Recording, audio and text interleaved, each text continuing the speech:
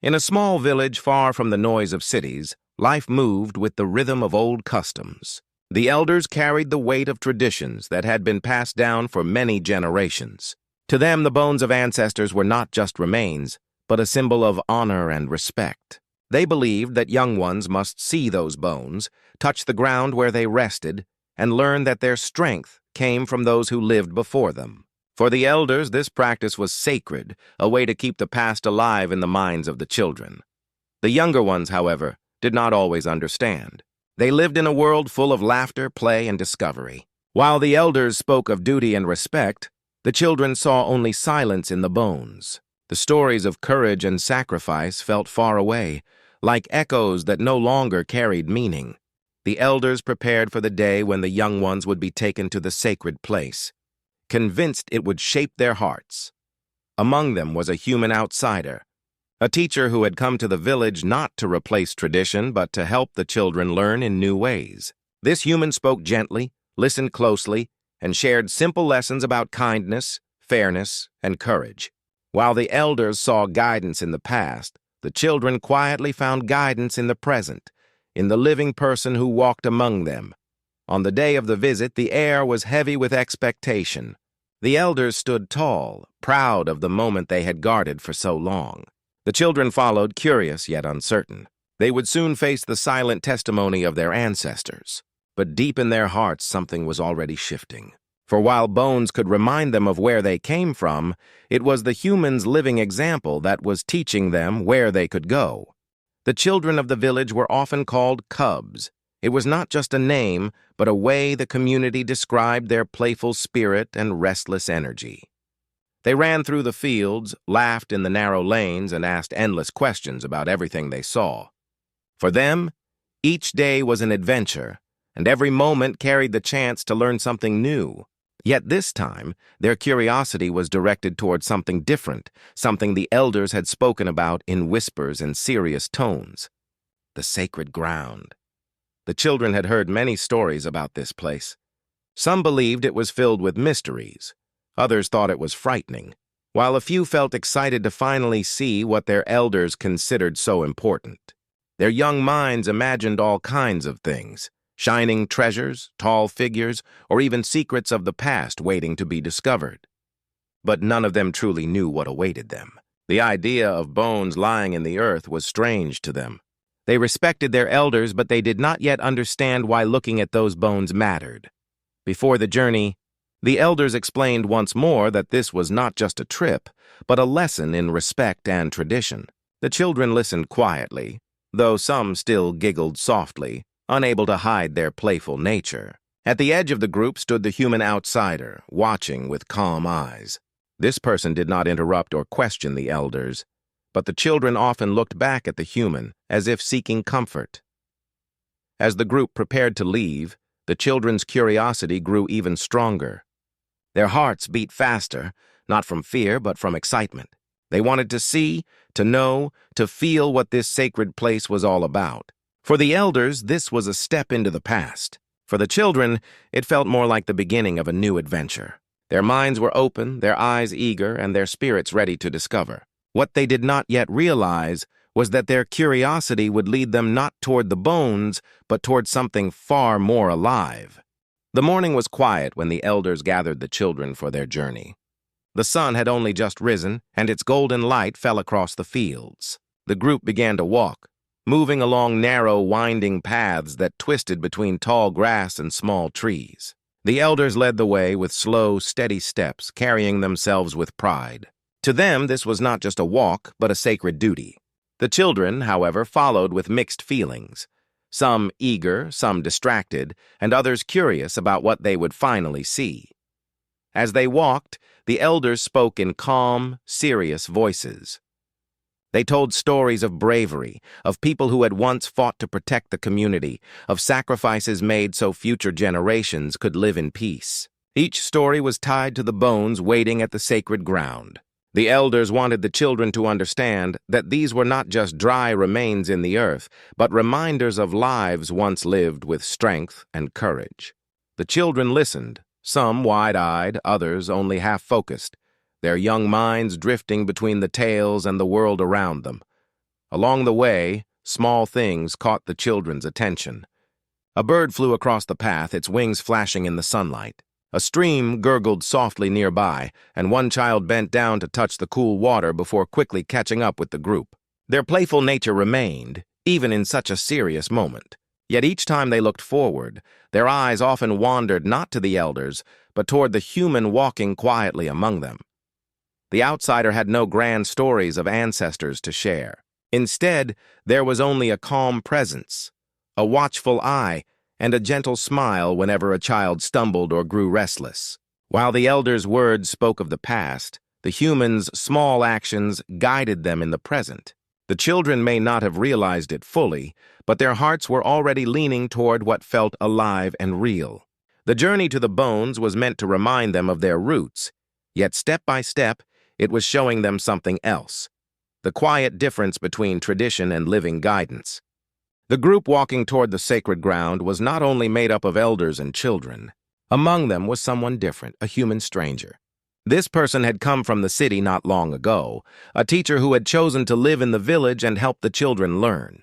To the elders, the outsider was only a guest, a helper for lessons and reading. But to the children, the presence of the human was something more. They felt a kind of comfort, a gentleness that did not come from old stories or rules, but from small acts that touched their daily lives. The teacher did not speak much during the journey. Instead, they walked quietly beside the children, helping one over a stone, steadying another who almost slipped, and smiling softly when the little ones asked restless questions. Unlike the elders, who carried the weight of history in every word, the human carried kindness in simple gestures. The children noticed this. Even when they tried to focus on the stories being told, their eyes often drifted back to the teacher, as if searching for approval or reassurance. Life in the village had not been easy for the outsider. At first, some elders doubted whether a stranger could truly understand their ways. Yet slowly, respect began to grow. The human never tried to erase tradition or question its meaning. Instead, they gave their time freely, teaching letters, showing patience, and listening when the children spoke about their fears or dreams. The young ones trusted the teacher in a way that felt natural, like leaning on a strong but gentle hand. As the path stretched on, the teacher remained quiet, letting the elders' stories fill the air. But in silence, something powerful was happening. The children were already comparing what they were hearing with what they were feeling. The stories of bones belonged to the past, but the kindness of the human was alive in every step. Without saying a single word, the outsider was shaping the children's hearts, guiding them in ways that no relic of history could. After a long walk through winding paths and shaded trees, the group finally reached the sacred place. It was a quiet clearing, hidden away from the noise of the village. The air felt heavy, almost still, as if the land itself was holding its breath. In the center lay the bones of past generations, carefully preserved by the elders. They were arranged with respect, each piece placed in a way that told of the honor the community gave to their ancestors. To the elders, this was not just earth and bones, it was memory, sacrifice, and pride. The children stood in silence for a moment, their playful energy dimmed by the seriousness of the scene. Some looked around curiously, their eyes wide as if searching for meaning in the pale shapes before them. The elders folded their hands and lowered their heads, expecting the children to do the same. To them, this moment was sacred, one that would remind the young of where they came from and what they must carry forward. But the children did not fully understand. The bones, no matter how carefully kept, seemed lifeless to them. They could not imagine the faces, the voices, or the struggles of those who once lived. Instead, they saw only silence, stillness, and a kind of emptiness they could not connect with. Some shuffled their feet, others glanced at one another, unsure of how to react. Their hearts longed for warmth, for something alive that they could trust and follow. The human teacher stood quietly among them, watching but not speaking. The children noticed. Their eyes drifted away from the bones and toward the familiar figure who had walked with them, guided them, and cared for them in small ways. The elders waited for reverence, for bowed heads and quiet respect, but the children's attention was already shifting. What they felt in that moment was not awe for the bones of the past, but a pull toward the living presence standing beside them. The elders stood tall, waiting for the children to bow their heads, to show respect the way generations before had done. But the moment stretched on in silence. The children did not react as expected. Their small eyes studied the bones carefully, yet their faces showed no sense of connection. To them, these were only shapes of the past, quiet and lifeless. They tried to listen to the stories they had been told on the journey, about bravery and sacrifice, but no picture formed in their young minds. The bones remained still, unable to speak, unable to reach their hearts. Some children tilted their heads as if searching for meaning that wasn't there. One or two whispered softly, asking questions that the elders ignored, for they believed silence was part of the respect. Yet the children's silence was different. It was not out of reverence, but out of distance. Their spirits could not touch what lay before them. What the elders saw as sacred, the children only saw as empty. The air felt heavier as time passed. The elders grew uneasy, glancing at one another, wondering why the moment was not striking the young ones as it once had struck them. They had hoped the sight of bones would awaken pride, but instead it left the children confused. Tradition held meaning for the old, but for the young, it was like reading a story with missing pages. In the quiet, the children's eyes wandered. Some turned to look at the trees around them, alive with rustling leaves and the sound of birds. Others looked at the human teacher standing calmly nearby. There was no grand speech, no heavy silence demanded, only presence, steady and warm. The children felt it without words. Where the bones offered no voice, the human's simple existence gave comfort. And in that moment, though the elders did not see it, the children had already begun to shift their trust away from the past and toward the living guide beside them. The children stood for a while, staring at the pale bones lying in the sacred ground. The elders had hoped this sight would hold the children's hearts, but instead it left them restless. The longer they looked, the less meaning they found. The bones were quiet and their silence felt heavy. Slowly, almost naturally, the children's eyes began to turn. They shifted away from the lifeless remains and settled on the human who had walked beside them all along. The teacher had not spoken a single word, yet the children felt drawn to that presence. They remembered small things, how the human had helped them carry water, how they had listened to their questions with patience, how they had smiled when a child stumbled and then offered a steadying hand. These moments were alive in their memory, brighter and warmer than the stories tied to the bones. The elders stood watching, unaware of this quiet turning of attention. They believed the children's silence meant respect, but the children's silence carried another truth. Their young hearts were not moved by what lay in the earth. They were moved by what stood living beside them. The human had become a light in their eyes, a guide without demanding to be one. A few children shuffled closer, as if distance from the bones and closeness to the teacher gave them comfort. Others followed with their gaze, their small faces softening, no longer tense or uncertain. The shift was gentle yet powerful. Without speaking, without ceremony, the children had chosen where their trust belonged. The bones represented the past, untouchable and still. The human represented the present, alive and caring. And for children who longed for guidance they could feel, the choice was already made. Their eyes no longer lingered on history. They rested on the living figure who quietly showed them the meaning of care. The human outsider had not entered the village as someone important. At first, they were simply seen as a teacher, a helper who came from the city with books and lessons. But over time, the children began to see more. This person did not just stand in front of them and speak about letters or numbers. They sat with them on the ground, drew shapes in the dirt, and answered their endless questions with patience. When the children laughed too loudly, the teacher laughed with them. When they struggled to understand, the teacher tried again using simpler words, never showing frustration.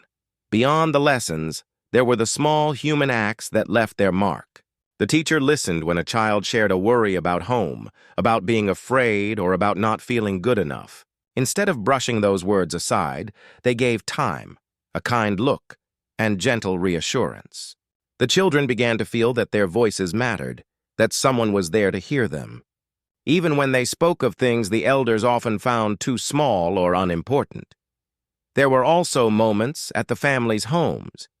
The human accepted simple food when offered, sitting among them without pride or distance. They shared stories of city life, not to boast, but to bring laughter and curiosity. And when there was little food, they gave their share to the children first. These small choices grew into something larger. The children began to trust, not because of speeches or tradition, but because they saw kindness lived out every day.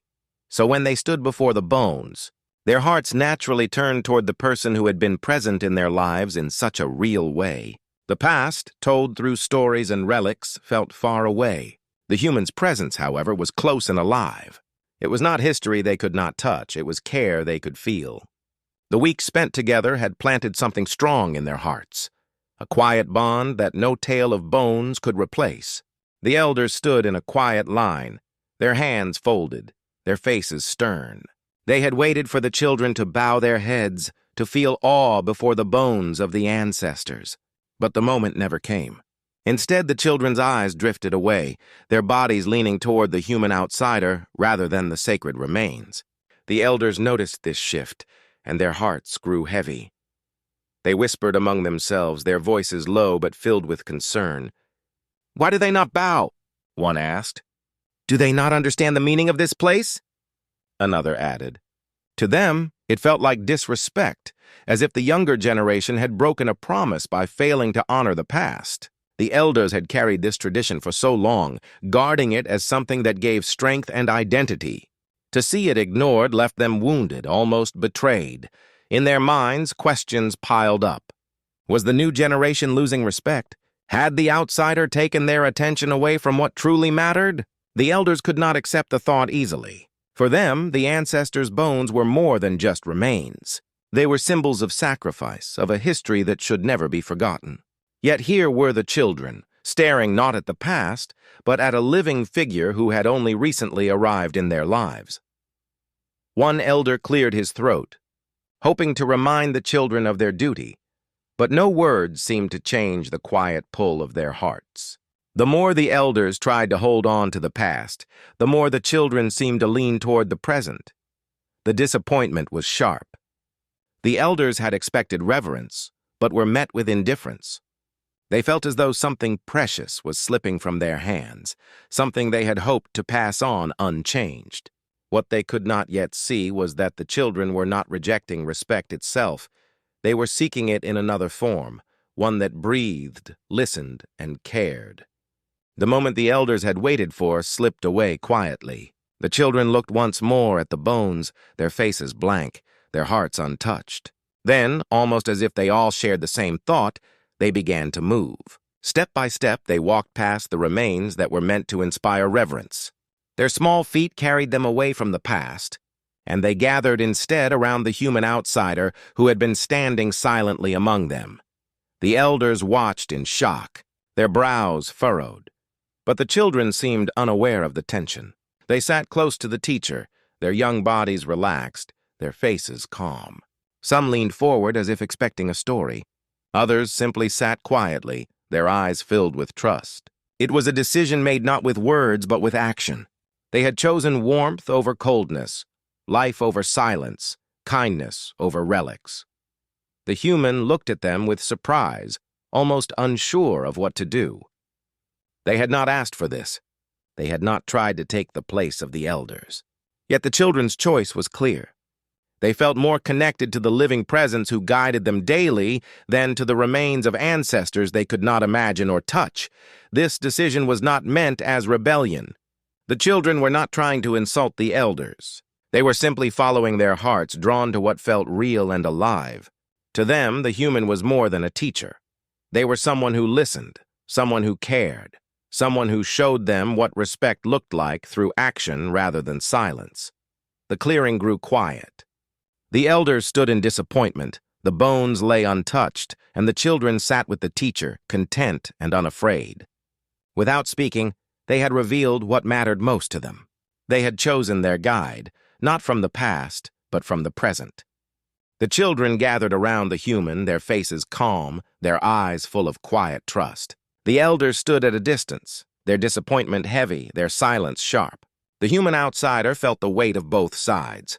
They had not wished to take the children's attention away from tradition, yet the choice had been made without a single word spoken. The children had turned to them naturally, and now every eye was waiting, wondering what would be said.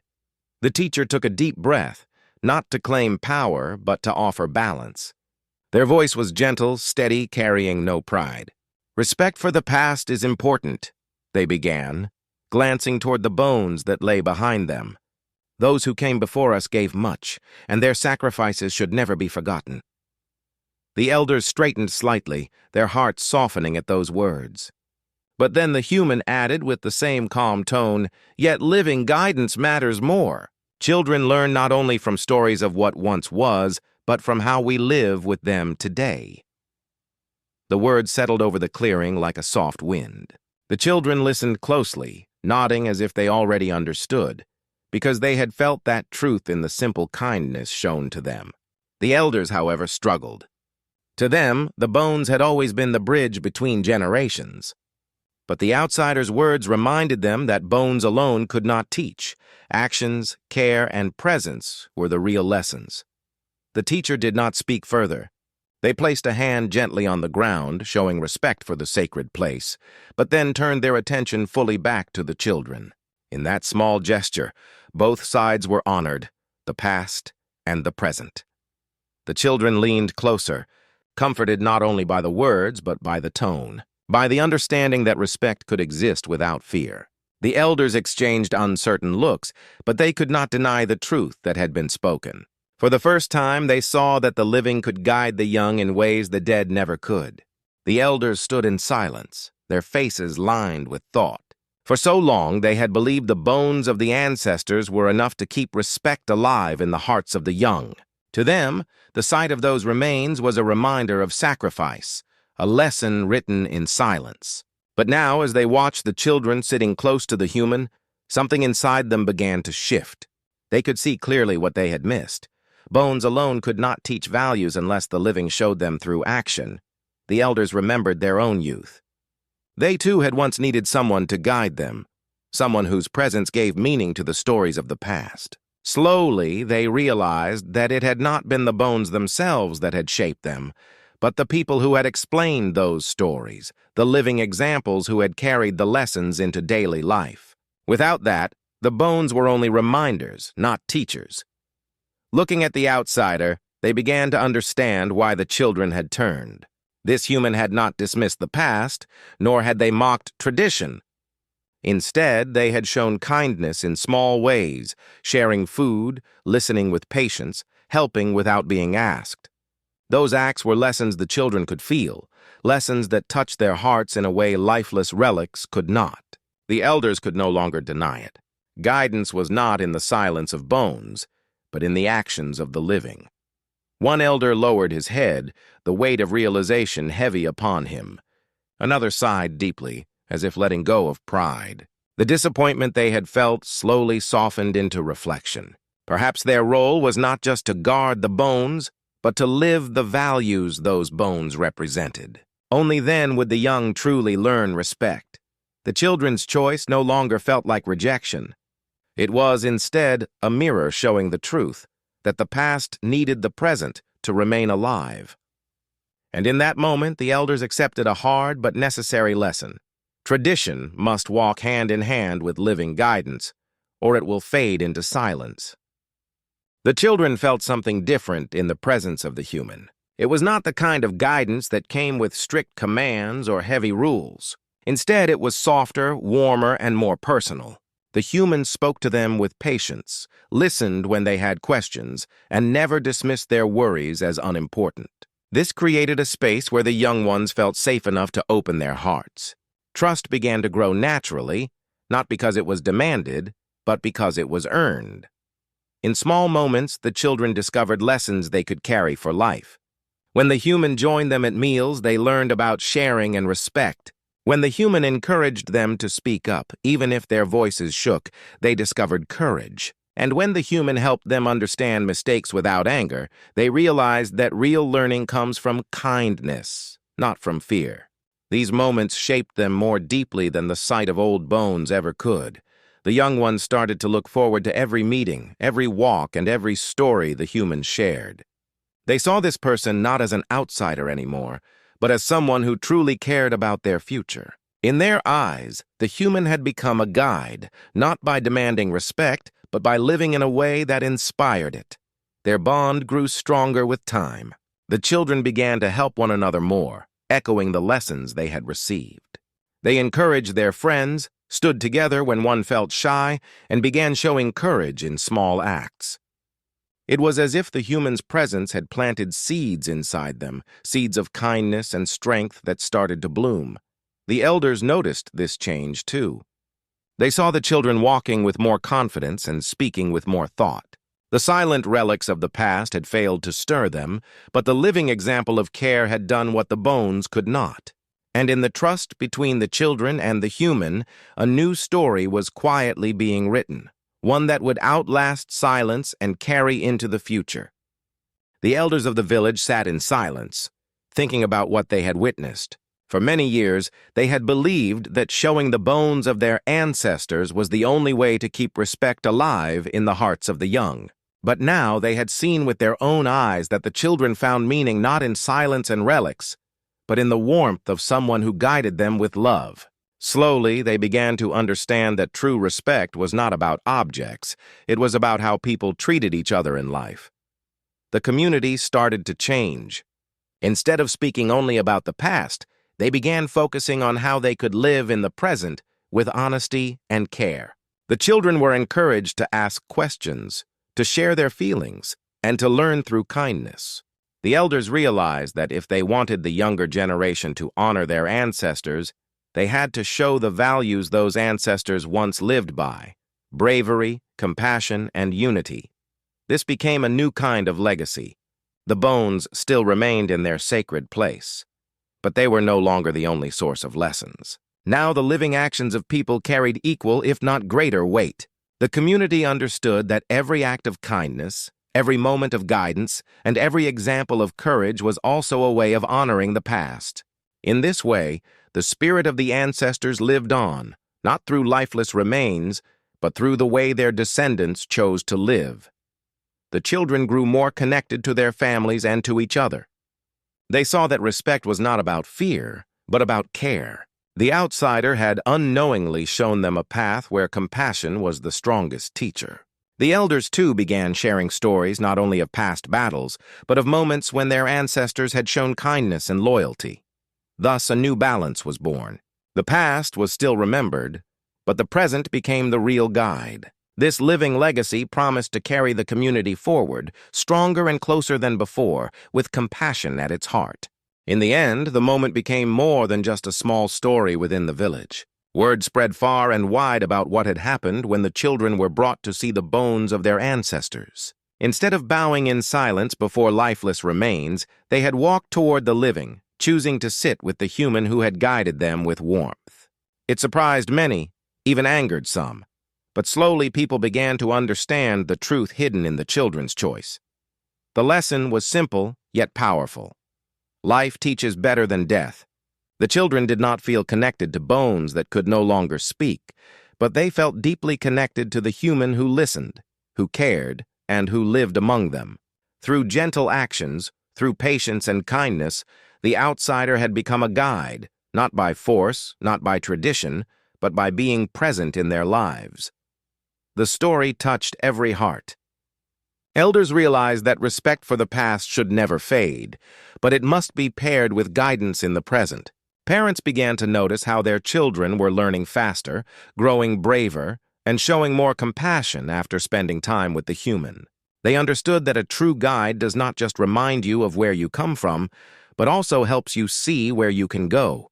The children themselves carried the message with pride. They told others about how they had felt that day, sitting close to someone who understood them. For them, the lesson was clear. Bones could tell stories of bravery long gone, but only the living could show courage in action. This became the new tradition. The bones remained sacred, but alongside them stood the truth that guidance comes best from those who live with care. The humans' presence had changed the way the community looked at learning and respect. And so, the tale of the children choosing life over silence became a lasting reminder for generations that the true guide is not found in what has ended, but in the living hands that shape the future.